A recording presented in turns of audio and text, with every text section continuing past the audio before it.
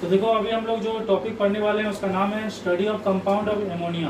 मतलब हम लोग एमोनिया को कैसे प्रिपेयर कर सकते हैं और एमोनिया का यूजेस क्या क्या है उसके बारे में हम लोग पढ़ने वाले हैं। तो सबसे पहले हम लोग क्या पढ़ेंगे, लैबोरेटरी प्रिपरेशन ऑफ एमोनिया, मतलब लैब में एमोनिया को कैसे प्रिपेयर किया जाता है। तो लैब में एमोनिया को प्रिपेयर करने के लिए क्या क्या यूज किया जाता है as a raw material, ammonium chloride और कैल्शियम हाइड्रोक्साइड। कैल्शियम हाइड्रोक्साइड को स्लैक लाइम भी बोलते हैं और कैल्शियम ऑक्साइड को क्विक लाइम बोलते हैं।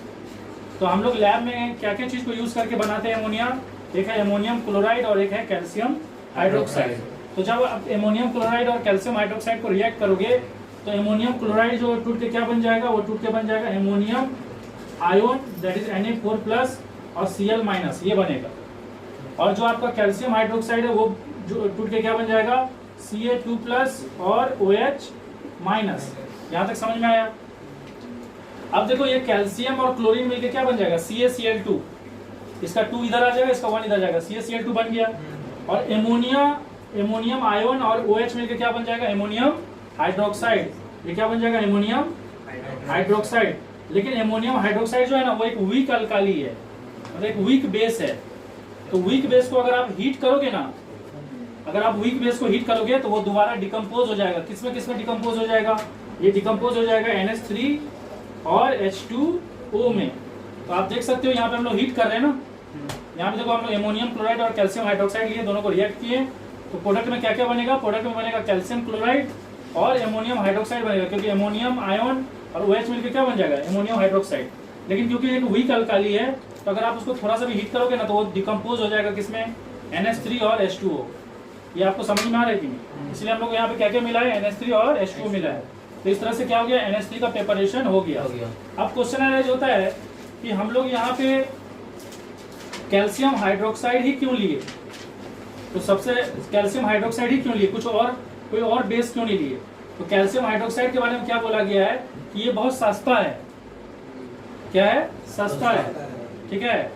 और ये ना डेलिक्विशेंट नहीं है, डेलिक्विशेंट नहीं है। तो यहाँ पे हम लोग कैल्शियम हाइड्रोक्साइड क्यों यूज कर रहे हैं, क्योंकि पहला चीज है कि वो बहुत चीप है, सस्ता है।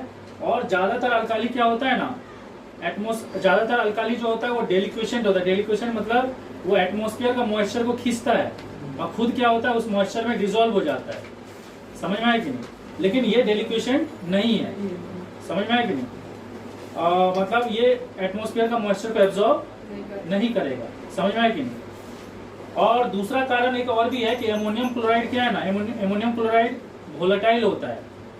अगर एमोनियम क्लोराइड को अगर आप हीट करोगे ना तो एमोनियम क्लोराइड ना NH3 और HCl में ब्रेक डाउन होके, मतलब एमोनिया गैस और HCl में क्या होगा, HCl गैस में कन्वर्ट हो जाएगा।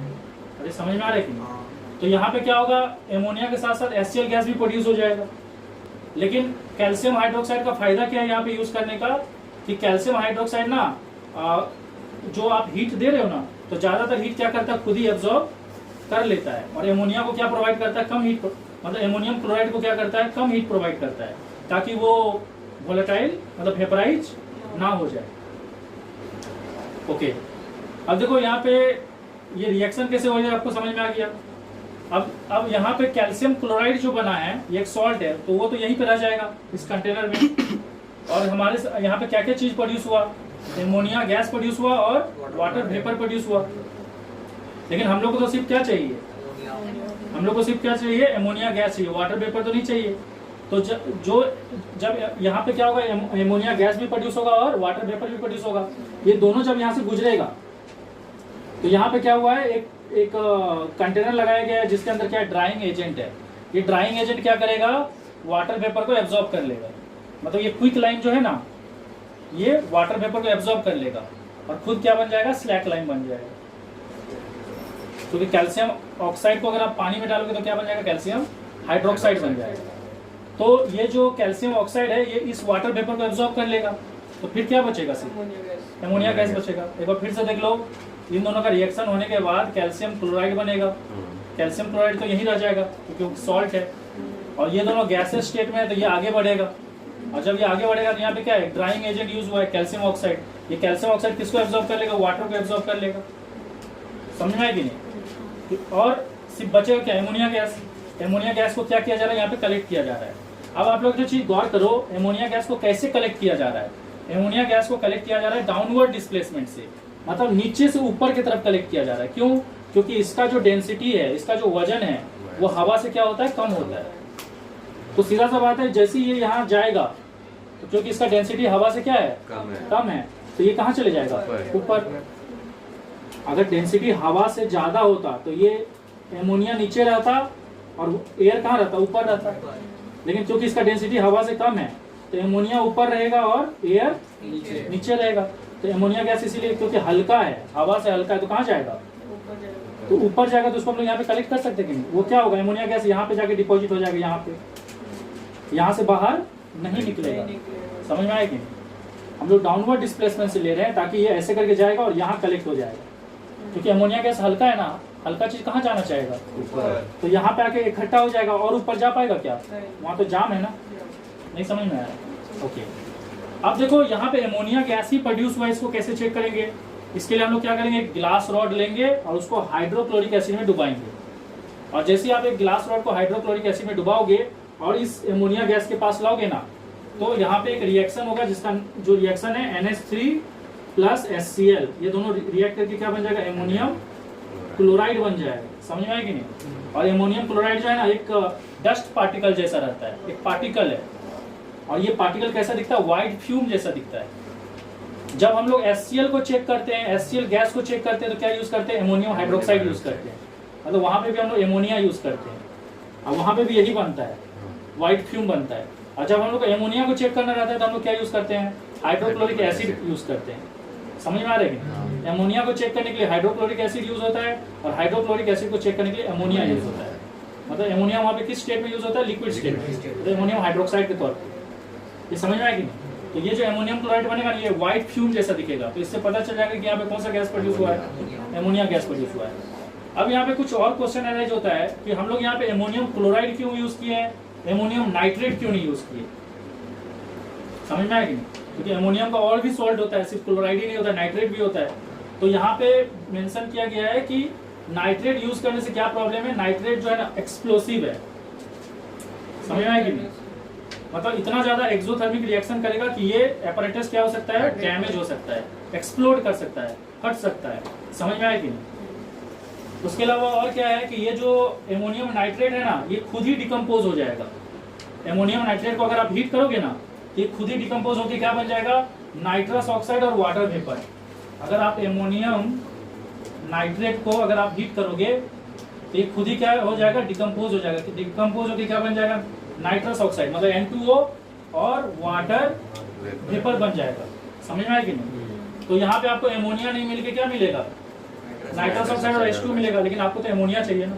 तो दो प्रॉब्लम है, पहला प्रॉब्लम है कि बहुत ज्यादा एक्सप्लोसिव है, ये अपरेटस फट भी सकता है, और दूसरा है कि आपको एमोनिया नहीं मिलके क्या बन जाएगा, नाइट्रस ऑक्साइड और वाटर वेपर मिलेगा। अब देखो यहाँ पे और एक क्वेश्चन अराइज होता है कि हम लोग यहाँ पे ड्राइंग एजेंट के तौर पे क्या यूज किए हैं, कैल्शियम ऑक्साइड यूज किए हैं। उसके जगह हम लोग H2SO4 को क्यों नहीं यूज किए, क्योंकि H2SO4 भी तो ड्राइंग एजेंट है ना, वो भी तो मॉइस्चर को खींचता है। पोटेशियम पेंटाऑक्साइड को क्यों नहीं यूज किए, फ्यूज्ड कैल्शियम क्लोराइड को क्यों नहीं यूज किए, ये सभी मॉइस्चर को क्या करता है, एब्जॉर्ब करता है। तो यहाँ पे प्रॉब्लम ये है कि एमोनिया गैस जो है ना, एमोनिया गैस बेसिक नेचर का है। समझ में आया कि नहीं? तो एमोनिया गैस बेसिक नेचर के होने के कारण वो बेस के साथ रिएक्शन नहीं करेगा। समझ में आया कि नहीं? लेकिन जो एमोनिया गैस है ना, वो H2SO4 के साथ, फॉस्फोरस पेंटाऑक्साइड के साथ और कैल्शियम क्लोराइड जो सॉल्ट है, इन सभी के साथ एमोनिया गैस रिएक्ट करेगा, करता है। तो अगर एमोनिया गैस इन्हीं के साथ रिएक्शन कर लेगा तो आपको यहाँ पे एमोनिया गैस मिलेगा क्या, समझ में आया कि नहीं? तो एमोनिया गैस बेसिक नेचर का है, वो एक बेस के साथ रिएक्ट नहीं करेगा कैल्शियम ऑक्साइड के साथ, पर बाकी वो इन ड्राइंग एजेंट के साथ रिएक्शन कर सकता है, इसलिए हम लोग इसको यूज नहीं किए। अगर नहीं करता तो कर सकते। ये सारी चीज समझ में आया? तो देखो अदर टेक्निक्स भी है एमोनिया को प्रिपरेशन करने का। वो तरीका क्या क्या है कि अगर आप मैग्नीशियम नाइट्राइड को मैग्नीशियम नाइट्राइड या अल्युमिनियम नाइट्राइड, इसको किससे रिएक्ट करो, वाटर के साथ रिएक्ट करो, तो मैग्नीशियम जो है वो ब्रेक डाउन होकर क्या बन जाएगा, Mg2+ और N3-, और ये जो H2O है वो टूट के क्या बन जाएगा, H+ और OH-। समझ में आया कि नहीं? और अल्युमिनियम नाइट्राइड यहाँ पे क्या बन जाएगा, Al3+ N3-, और ये बन जाएगा H+ और OH-। ये Mg2+ इसके साथ जो है जुड़ के क्या बन जाएगा, MgOH2, और H+ और N3- जुड़ के क्या हो जाएगा, NH3, क्योंकि इसका 3 इधर आएगा, इसका 1 आएगा इधर, NH3 हो जाएगा ना।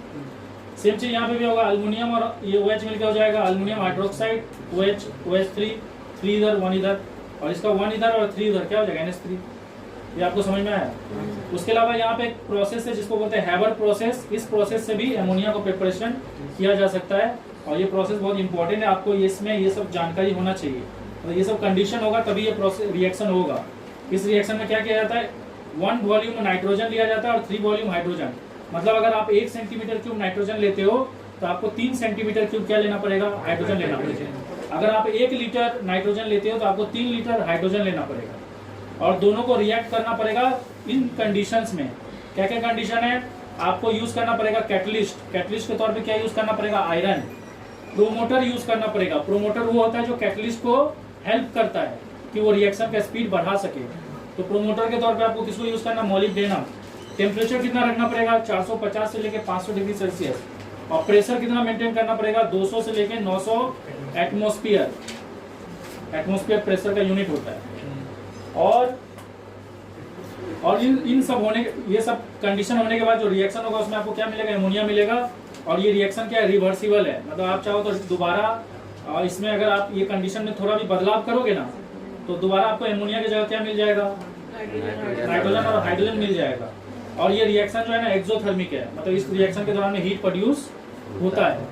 ये सारी चीज समझ में आया। और यहाँ पे जो आपको वाटर यूज करना है ना, वो वाटर कौन सा यूज करना, वार्म वाटर यूज करना है। मतलब ना ही ज्यादा गर्म रहेगा ना ही ज्यादा ठंडा रहेगा, मतलब वाटर स्टेट में ही, मतलब लिक्विड स्टेट में ही रहेगा। क्योंकि अगर ये स्टीम स्टेट में रहता है तो क्या चीज में टूटता है बताओ, H+ और O2- में टूटता है। अगर ये वेपर स्टेट में रहता है तो क्या चीज में टूटता है, H+ और O2- में टूटता है। लेकिन जब तक ये लिक्विड स्टेट में है तब तक क्या चीज में टूटेगा, H+ और OH- में। तो देखो यहाँ पे हम लोग डिस्कस करने वाले हैं कि जो एमोनिया गैस होता है उसका जो सॉल्युबिलिटी है वाटर में वो क्या है, बहुत ज़्यादा ही हाई है। तो इसको चेक करने के लिए कि एमोनिया गैस वाटर में बहुत ज़्यादा ही सॉल्युबल है, मतलब जैसे ही उसको वाटर मिलेगा तो वो तुरंत क्या होगा, उसमें डिजॉल्व हो जाएगा। और एमोनिया क्या होगा, एमोनिया जब वाटर से रिएक्ट करता है तो क्या बन जाता है, एमोनियम हाइड्रोक्साइड बन जाता है। तो इस चीज़ को चेक करने के लिए यहाँ पर हम लोग एक फाउंटेन एक्सपेरिमेंट परफॉर्म कर रहे हैं। यहाँ पे एक कंटेनर है जिसमें रेड लिटमस सॉल्यूशन है, यहाँ पे एक ड्रॉपर है जिसमें वाटर है, और ये कंटेनर है, एक वेसल है जिसमें ड्राई एमोनिया गैस है, मतलब एमोनिया गैस भरा हुआ है, मतलब उसमें मॉइस्चर नहीं है, ड्राई है। तो जैसे ही मैं इस ड्रॉपर को ऐसे प्रेस करूंगा तो इससे वाटर निकल के इस कंटेनर में जाएगा, और जैसे ही वाटर इस कंटेनर में जाएगा तो एमोनिया गैस का क्योंकि सॉल्युबिलिटी वाटर में बहुत ज़्यादा है तो वो एमोनिया गैस वाटर के साथ रिएक्ट करके क्या बना लेगा, एमोनियम हाइड्रोक्साइड। और एमोनियम हाइड्रोक्साइड जो है वो क्या होगा, यहाँ पे डिपॉजिट हो जाएगा। समझ में आया कि नहीं। एमोनियम हाइड्रोक्साइड जो है ना, इसको लिक्विड एमोनिया भी बोला जाता है, लिक्विड एमोनिया। तो ये लिक्विड स्टेट में रहता है। तो ये जो भी लिक्विड है वो यहाँ पे वाटर के साथ मिक्स होकर क्या होगा, यहाँ पे डिपॉजिट हो जाएगा, जिसके कारण क्या होगा, यहाँ पे एमोनिया गैस का क्या हो जाएगा, कमी हो जाएगा। और एमोनिया गैस का कमी होना मतलब यहाँ पे लो प्रेशर क्रिएट होगा। उस लो प्रेशर को कॉम्पेंसेट करने के लिए रेड लिटमस यहाँ से जाएगा। समझ में आएगी। और रेड लिटमस जैसे ही जाएगा तो रेड लिटमस क्योंकि वाटर कैरी कर रहा है, तो रेड लिटमस जैसे ही एमोनिया गैस के कांटेक्ट में आएगा तो वो जो एमोनिया गैस है रेड लिटमस का वाटर के साथ मिलकर क्या बना आएगा, एमोनियम हाइड्रोक्साइड। और वो एमोनियम हाइड्रोक्साइड जब रेड लिटमस के कांटेक्ट में आएगा, अरे देखो यहाँ से रेड लिटमस पानी को लेके जा रहा है ना, तो यहाँ का जो एमोनिया गैस रहेगा उस पानी से घुल के क्या बन जाएगा, एमोनियम हाइड्रोक्साइड। और वो एमोनियम हाइड्रोक्साइड जब इस रेड लिटमस के कांटेक्ट में आएगा यहाँ पे, तो रेड लिटमस किसमें बदल जाएगा, ब्लू। क्योंकि अमोनिया जो है एमोनियम हाइड्रोक्साइड जो बेसिक नेचर का है, तो वो रेड लिटमस को किसमें बदल देगा, ब्लू। वो रेड लिटमस को ब्लू में बदल देगा। समझ में आया कि नहीं। तो देखो तुम जितना जैसे ही तुम इसको दबाओगे ना वैसे ही तुमको फाउंटेन दिखेगा। इससे पता चलता है कि उसका सॉल्युबिलिटी इतना ज्यादा है कि जैसे ही वो वाटर में डिसॉल्व हो रहा है, मतलब ये वाटर को हम जैसे दबा रहे हैं, जैसे ही ये वाटर इसमें आ रहा है तो एमोनिया गैस क्या हो रहा है, उसमें डिसॉल्व हो जा रहा है। मतलब एमोनिया गैस का उसमें डिसॉल्व होने का स्पीड इतना ज्यादा है कि उसी मोमेंट में क्या होता है, फाउंटेन निकलता है। क्योंकि देखो जैसे ही एमोनिया गैस का कमी होगा यहाँ पे, ये पानी को हम जैसे ही दबाएंगे तो पानी के कांटेक्ट में आके अमोनिया गैस क्या होगा, उसमें मिक्स हो जाएगा।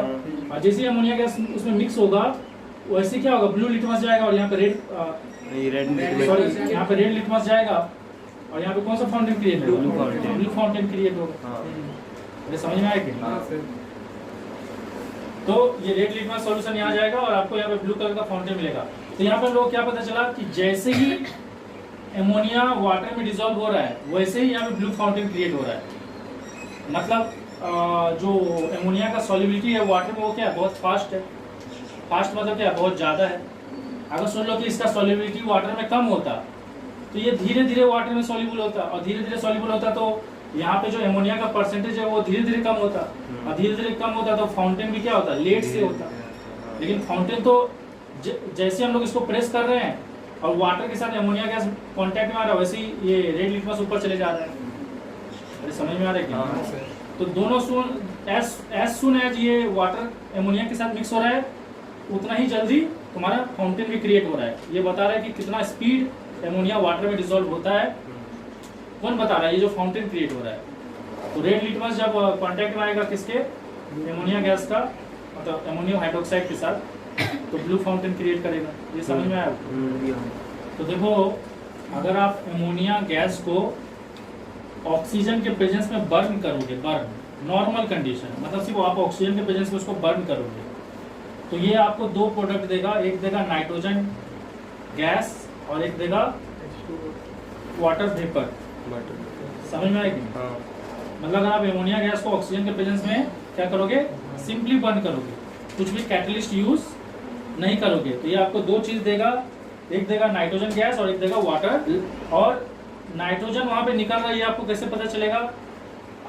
जब ये इन दोनों के बीच में रिएक्शन होगा ना तो उस रिएक्शन के बाद आपको या तो ग्रीनिश येलो फ्लेम मिलेगा या आपको ग्रीन फ्लेम मिलेगा। अरे मतलब जब ये दोनों जलेगा ना, कोई चीज को जला रहे हो ना आप, तो जलेगा तो फ्लेम निकलेगा ना। तो फ्लेम अगर ग्रीन या येलो निकल रहा है तो वो किसको इंडिकेट कर रहा है? नाइट्रोजन को इंडिकेट कर रहा है। लेकिन अगर आप सेम बर्निंग कर रहे हो लेकिन क्या यूज कर रहे हो, प्लैटिनियम कैटलिस्ट यूज कर रहे हो, तो बहुत ज्यादा चेंजेस आ जाता है। जब आप कोई कैटलिस्ट यूज नहीं कर रहे थे तब आपको नाइट्रोजन गैस और वाटर मिल रहा था, लेकिन यहाँ वाटर मिलेगा लेकिन स्टीम फॉर्म में मिलेगा। लेकिन नाइट्रोजन गैस नहीं मिलेगा, क्या मिलेगा? नाइट्रिक ऑक्साइड मिलेगा। समझ में आया? और ये दोनों रिएक्शन इंपॉर्टेंट है, इसको थोड़ा सा दिमाग में रखना है कि बिना कैटलिस्ट के प्रेजेंस में नाइट्रोजन और वाटर बनेगा, नाइट्रोजन गैस और वाटर, और विद कैटलिस्ट के प्रेजेंस में नाइट्रिक ऑक्साइड बनेगा, मतलब NO। बाकी वाटर तो वाटर रहेगा, बस यहाँ पे NO बनेगा N2 की जगह। ये चीज समझ में आ रहा है? और ये रिएक्शन एक तरह का एक्सोथर्मिक रिएक्शन, मतलब ये रिएक्शन जब होगा तो हीट इवॉल्व होगा। तो देखो यहाँ पे कुछ रिएक्शन है जो कि एमोनिया और एसिड के बीच में है, लेकिन हम लोग यहाँ पे एमोनिया को कौन सा स्टेट में लिए हैं?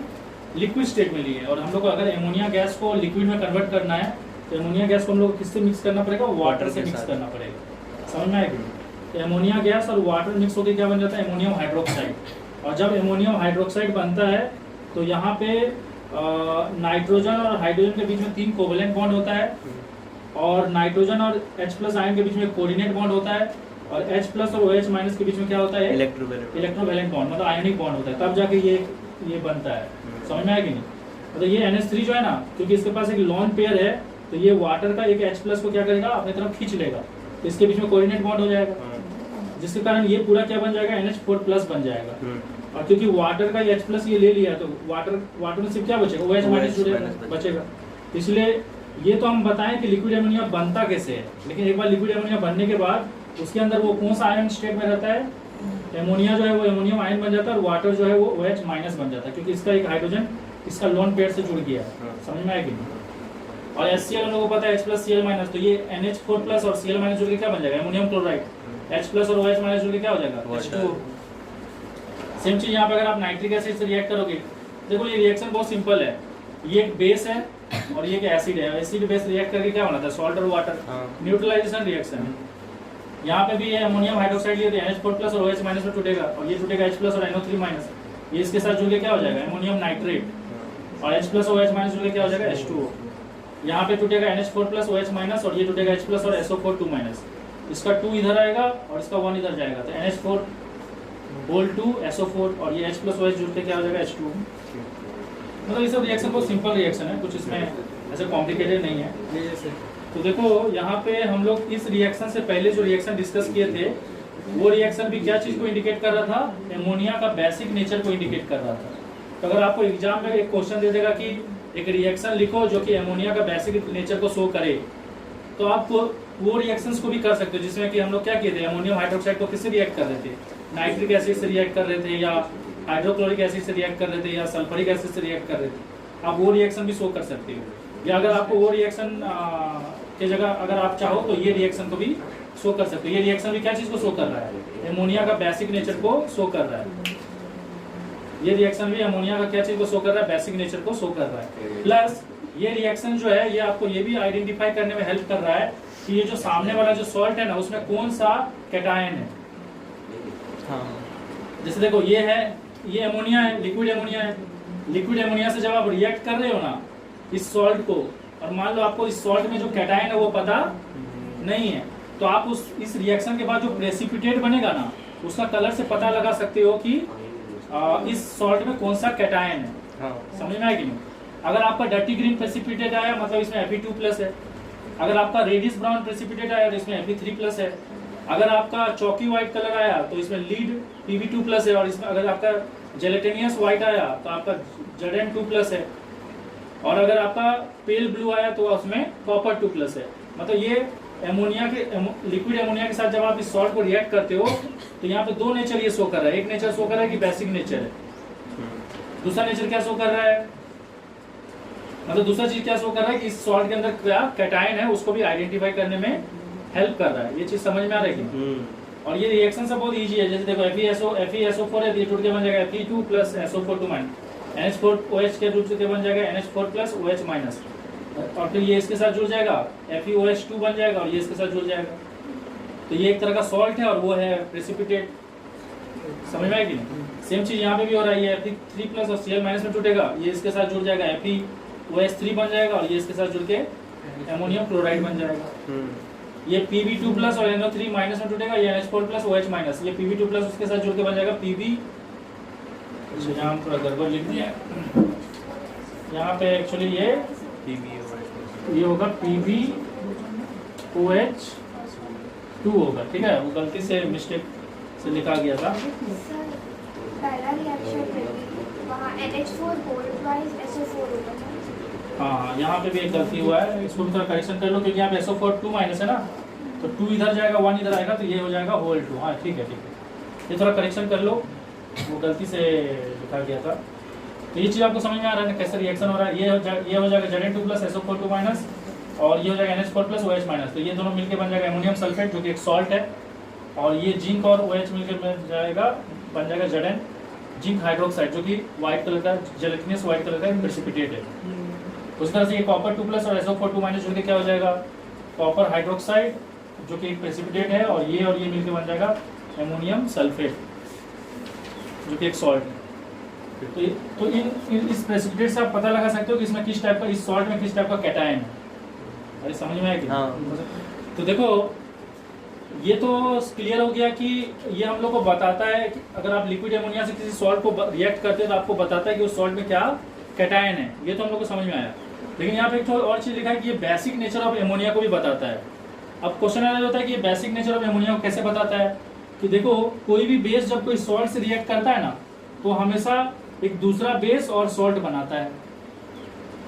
किसी भी बेस को अगर आप सॉल्ट से रिएक्ट करोगे तो हमेशा एक दूसरा सॉल्ट और दूसरा बेस बनाएगा। जैसे देखो ये एक बेस है, ये एक सॉल्ट है, जब आप इसको रिएक्ट किए तो ये एक नया सॉल्ट बना कि नहीं, हाँ। और एक नया बेस बना कि नहीं, हाँ। तो एक बेस जब भी कोई सॉल्ट से रिएक्ट करता है तो हमेशा एक नया सॉल्ट और नया बेस बनाता है। इससे पता चल रहा है कि ये बेस है, तभी ना ये सॉल्ट से रिएक्ट करके एक नया बेस और नया सॉल्ट बना रहा है। और उसी तरह से अगर आप एक एसिड को सॉल्ट से रिएक्ट करोगे तो वहां पे भी क्या होता है, जब एक एसिड और सॉल्ट रिएक्ट करता है ना तो वो एक नया सॉल्ट और नया एसिड बनाता है। समझ में आया कि नहीं। तो उससे पता चलता है कि उसका एसिडिक नेचर। तो ये दो चीज याद रखना, जब भी कोई बेस एसिड से रिएक्ट करेगा, जब भी कोई बेस सॉल्ट से रिएक्ट करेगा तो एक नया सॉल्ट और नया बेस बनेगा, और जब भी कोई एसिड भी कोई सॉल्ट से रिएक्ट करेगा तो एक नया सॉल्ट और नया एसिड।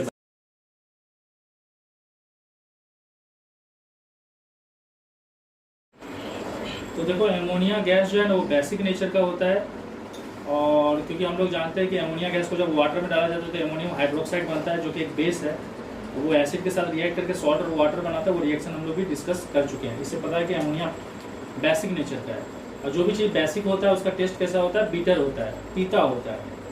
ऑर्डर कैसा होता है एमोनिया का, एमोनिया का ऑर्डर है पंजेंट, और कलर कैसा है, कलरलेस है। मतलब आप एमोनिया गैस को देख नहीं सकते, इसलिए उसको देखने के लिए हम लोग क्या करते हैं, उसके माउथ के सामने HCl लाते हैं ताकि डेंस व्हाइट फ्यूम बन सके एमोनियम क्लोराइड। उसी तरह से जो HCl गैस होता है वो एसिडिक, HCl गैस जो है वो एसिडिक होता है, इसलिए उसका टेस्ट कैसा होता है, सोर होता है, खट्टा होता है। ऑर्डर उसका भी कैसा है, पंजेंट है, और ये भी कलरलेस गैस है। अब देखो थोड़ी देर पहले हम लोग एक तो रिएक्शन डिस्कस किए थे, NH3+O2 क्या बनता है, N2+H2 बनता है जब आप कैटलिस्ट यूज नहीं करते हो, और जब कैटलिस्ट यूज करते हो तो N2 की जगह NO बनता है। समझ में आया कि नहीं? तो वो जो N2 की जगह NO बनता है वो रिएक्शन बहुत इंपॉर्टेंट है, जिसका बारे में हम लोग जब हम लोग HNO3 का प्रिपरेशन पढ़ेंगे तब डिस्कस करेंगे। लेकिन फिलहाल ये वाला जो रिएक्शन है ना, इसका यहाँ पे यूज है, तो इसको थोड़ा समझो। ये वाला रिएक्शन तो आपको हम बता चुके हैं, तो इसी रिएक्शन का यूज है यहाँ पे, और यहाँ पे हम लोग क्या जानने वाले हैं कि एमोनिया गैस क्या है, एक रिड्यूसिंग एजेंट है। अब देखो सबसे पहले समझो रिड्यूसिंग एजेंट क्या होता है। रिड्यूसिंग एजेंट वो होता है जो दूसरा को रिड्यूस करता है। समझ में आया कि नहीं? और ये भी समझ लो कि रिड्यूस का मतलब क्या होता है। रिड्यूस का दो मतलब होता है, या तो लॉस ऑफ ऑक्सीजन या गेन ऑफ हाइड्रोजन। रिड्यूस होने का दो तीन मतलब है। पहला मतलब है लॉस ऑफ ऑक्सीजन, दूसरा मतलब है गेन ऑफ हाइड्रोजन, और एक तीसरा मतलब भी है गेन ऑफ इलेक्ट्रॉन। लेकिन हम लोग यहाँ पे गेन ऑफ इलेक्ट्रॉन वाला भी फोकस नहीं करेंगे, हम लोग यहाँ पे लॉस ऑफ ऑक्सीजन और गेन ऑफ हाइड्रोजन के हिसाब से समझेंगे। ये आपको समझ में आ रहा है? तो देखो मैं अगर रिड्यूस हो रहा हूँ मतलब मैं अपना ऑक्सीजन को खो रहा हूँ, और मैं अगर रिड्यूस हो रहा हूँ मतलब मैं हाइड्रोजन गेन कर रहा हूँ। ये आपको समझ में आएगा? और रिड्यूसिंग एजेंट मतलब जो दूसरा को रिड्यूस कर रहा है। तो मान लो मेरा ऑक्सीजन कोई ले लिया तो मैं रिड्यूस हुआ, लेकिन मैं उसके कारण हुआ, तो वो रिड्यूसिंग एजेंट है। समझ में आएगा? और मुझे हाइड्रोजन मिला तो मुझे हाइड्रोजन उसके कारण मिला, तो हाइड्रोजन मिलने से मैं रिड्यूस हुआ, लेकिन वो रिड्यूसिंग एजेंट हो गया। समझ में आएगी? तो यहाँ पे आप ध्यान से देखो, यहाँ पे कॉपर ऑक्साइड है और यहाँ पे अमोनिया है। जब इनके बीच में रिएक्शन होता है तो क्या बनता है, कॉपर, वाटर और नाइट्रोजन। तो यहाँ पे आप एक तो चीज गौर करो, पहले कॉपर ऑक्साइड के पास ऑक्सीजन था और अब उसके पास ऑक्सीजन नहीं है, मतलब वो अपना ऑक्सीजन को लॉस किया। मतलब क्या हुआ, रिड्यूस हुआ। और इसको रिड्यूस होने पे मजबूर कौन किया, एमोनिया। तो इससे पता चल गया कि एमोनिया एक रिड्यूसिंग एजेंट है। अब बाकी ये रिएक्शन कैसे हुआ इसको समझाने के लिए आप इस रिएक्शन को देखो एक बार, आपको समझ में आ जाएगा। हम लोग जानते हैं NH3 और O मिलके क्या बनता है, N2+H2 बनता है। तो आप यहाँ पे कुछ चीज गौर करो, NH3 और O मिलके क्या बना, N2+H2 बना। और बाकी कॉपर बच गया। नहीं समझ गया? नेक्स्ट देखो सेम चीज यहाँ पे लीड ऑक्साइड के साथ परफॉर्म किया गया है। पहले ये लीड ऑक्साइड था, अब ये लीड बन चुका है, मतलब ये अपना ऑक्सीजन खो चुका है। ऑक्सीजन खोया मतलब क्या बन गया, क्या हो गया, रिड्यूस हो गया। इसको रिड्यूस होने पर मजबूर कौन किया, NH3। तो इससे पता चलता है कि NH3 एक रिड्यूसिंग एजेंट है, क्योंकि इसके कारण ये रिड्यूस हो रहा है। रिड्यूसिंग एजेंट रिड्यूस नहीं होता है, रिड्यूसिंग एजेंट दूसरा को रिड्यूस करता है। तो क्योंकि ये रिड्यूस हो रहा है इसके कारण, इसलिए ये रिड्यूसिंग एजेंट है। ये नहीं समझ में आया? बाकी देखो NH3 और O मिलके क्या बनता है, वही H2 और N2 बनता है, और बाकी लीड बच गया। ये रिएक्शन आपको समझ में आ रहा होगा। तो कैसे ये और ये रिलेटेड है, ये लिंक समझ में आया? अब आगे देखो, यहाँ पे हम लोग एक दूसरा तरीका से भी समझेंगे। यहाँ पे हम लोग एक दूसरा तरीका से भी समझेंगे कि NH3 जो है वो एक रिड्यूसिंग एजेंट है। इसके लिए आप यहाँ पे देखो, ये NH3 है और ये क्लोरीन है। ये दोनों जब रिएक्ट किया ना, क्या बन गया, HCl और N2 बन गया। अब यहाँ पे आप एक चीज गौर करो, ये क्लोरीन है और बाद में ये क्लोरीन HCl बन गया। मतलब क्या चीज को गेन किया, ये हाइड्रोजन को गेन किया। और हाइड्रोजन को गेन करने को भी रिड्यूस बोलते हैं। और इसको रिड्यूस होने पे कौन मजबूर किया है, NH3। समझ में आया कि नहीं? बाकी अब क्वेश्चन आ होता है कि ये बना कैसे। ये देखो, ये समझना बहुत आसान है। ये टूट जाएगा N3-, ये H+, और ये बनेगा Cl-। Cl- और H+ मिलकर क्या बन जाएगा, HCl। और नाइट्रोजन अकेले तो N2 बन जाएगा। अब हम लोग यहाँ पे दो केस स्टडी कर रहे हैं। दो केस स्टडी क्या क्या है, हम लोग सेम रिएक्शन परफॉर्म करेंगे, लेकिन एक रिएक्शन में क्या करेंगे, NH3 को ज्यादा लेंगे और Cl को कम लेंगे। और दूसरे रिएक्शन में क्या करेंगे, हम लोग NH3 को कम लेंगे और Cl को ज्यादा लेंगे, और देखेंगे कि प्रोडक्ट में क्या चेंजेस आ रहा है। तो पहले तो हम सोच लो, हम NH3 को ज्यादा लिए, तो NH3 जब ज्यादा होगा तो ये कैसे बना, ये आपको समझ में आया। ये N3- और सॉरी H प्लस और Cl माइनस HCl बन गया, और N3 माइनस जो है और नाइट्रोजन के साथ जुड़ के क्या बन गया? अरे और भी नाइट्रोजन होंगे ना। हाँ। ये तो हम यहाँ पे एक मॉलिक्यूल दिखाए हैं, लेकिन ये तो बहुत क्वांटिटी में होंगे ना, उसके साथ जुड़ के वो N2 बन गया। यहाँ तक समझ में आया? अब हम लोग क्योंकि जानते हैं कि NH3 क्या है, बहुत एक्सेस है। मतलब जब NH3 और Cl रिएक्ट करेगा तो Cl क्या हो जाएगा? खत्म हो जाएगा, लेकिन NH3 रिएक्शन होने के बावजूद भी बचेगा। जैसे चलो एक कंटेनर है, उसमें NH3 है और उसमें Cl है, तो रिएक्शन होने के बाद क्या क्या बचेगा? HCl, N2 और NH3 और भी तो बचेगा ना। हाँ, बच जाएगा, बहुत ज्यादा है, क्योंकि NH3 एक्स्ट्रा है। ये दोनों तो प्रोडक्ट में बनेगा ही, लेकिन साथ में NH3 बच जाएगा कि नहीं? हाँ। ये NH3 क्या करेगा? जो बचा हुआ NH3 है वो इस HCl के साथ रिएक्ट करेगा। हाँ। और क्या बना लेगा? Ammonium chloride. नहीं समझ में आया? समझ गए। तो हमारा फाइनल रिएक्शन क्या होगा? NH3 कितना? 8 NH3 हो गया, और यहाँ पे Cl2 रिएक्टेंट में। हाँ, ठीक है। समझ में आया कि नहीं? अब प्रोडक्ट में क्या आ गया? NH4 Cl और नाइट्रोजन। अब आप बोलोगे कैसे हुआ, थोड़ा समझने की कोशिश करो। हम लोग का NH3 ज़्यादा था और ये कम था, तो जब रिएक्शन होगा तो ये खत्म हो जाएगा, लेकिन ये बच जाएगा ना। तो फाइनली हमारा प्रोडक्ट में क्या क्या बचेगा? ये बचेगा क्योंकि ये प्रोडक्ट में बना है, ये बचेगा क्योंकि ये भी प्रोडक्ट में बना है, और ये भी बचेगा ना क्योंकि ये बहुत ज़्यादा है। तो ये 3 चीज़ बचेगा। अब HCl और NH3 मिलकर क्या बन जाएगा? NH4 Cl और नाइट्रोजन बच जाएगा। तो फाइनल प्रोडक्ट में तो यही दोनों आएगा ना। तो NH3 और Cl जुड़ के क्या हुआ? जब ये एक्सेस में था, NH4 Cl और N2। हाँ, ठीक है। नहीं समझे? कैसे? समझ गए। ओके, आगे देखो। सेकंड केस में हम लोग क्या किया? NH3 कम है, ओके, और Cl2 जो है वो क्या है? ज्यादा है। तो सीधा सा बात है, जब हम लोग NH3 और Cl का रिएक्शन करेंगे, सबसे पहले क्या बनेगा? यही, सबसे पहले यही बनेगा। ठीक है, सबसे पहले क्या बनेगा? देखो हम यहाँ पे एक कंटेनर बना के समझा दे रहे हैं। सबसे पहले NH3 और Cl2 रिएक्ट करेगा, क्या क्या बनेगा? HCl बनेगा और N2 बनेगा। यहाँ तक आपको समझ में आया? हाँ, ठीक है। लेकिन क्योंकि क्लोरीन बहुत ज्यादा है तो क्लोरीन भी रहेगा, बच जाएगा। और ये क्लोरीन और Cl जुड़ के क्या बन जाएगा? NCl3। कैसे बनेगा? देखो, क्योंकि नाइट्रोजन बनेगा N3 माइनस, ठीक है। नहीं, यहाँ पे कोवेलेंट बॉन्ड हो रहा है। मतलब यहाँ पे एक नाइट्रोजन को कितना इलेक्ट्रॉन चाहिए? अरे एक नाइट्रोजन का वैलेंसी कितना होता है? 5 होता है ना। 1 2 3 4 5। और क्लोरीन का 1 2 3 4 5 6 7 होता है, उसको 1 चाहिए। तो यहाँ पे एक क्लोरीन जुड़ जाएगा, यहाँ पे एक क्लोरीन जुड़ जाएगा, 1 2 3 4 5 6 7, यहाँ पे एक क्लोरीन जुड़ जाएगा, और यहाँ पे एक क्लोरीन और आके जुड़ जाएगा, 1 2 3 4 5 6 और ये 7। हाँ, ठीक है। तो ये NCl3 कैसे बना? समझ में आया? समझ गए। अरे देखो, बहुत सिंपल सा लॉजिक है। NH3 और Cl2 जुड़ के बनेगा HCl और N2। तो HCl N2 तो बन गया। अब क्योंकि Cl बहुत ज्यादा है तो Cl और N2 मिलकर क्या बन जाएगा? एक कोवेलेंट बॉन्ड कर लेगा और NCl3 बन जाएगा। हाँ, ठीक है। नहीं समझे?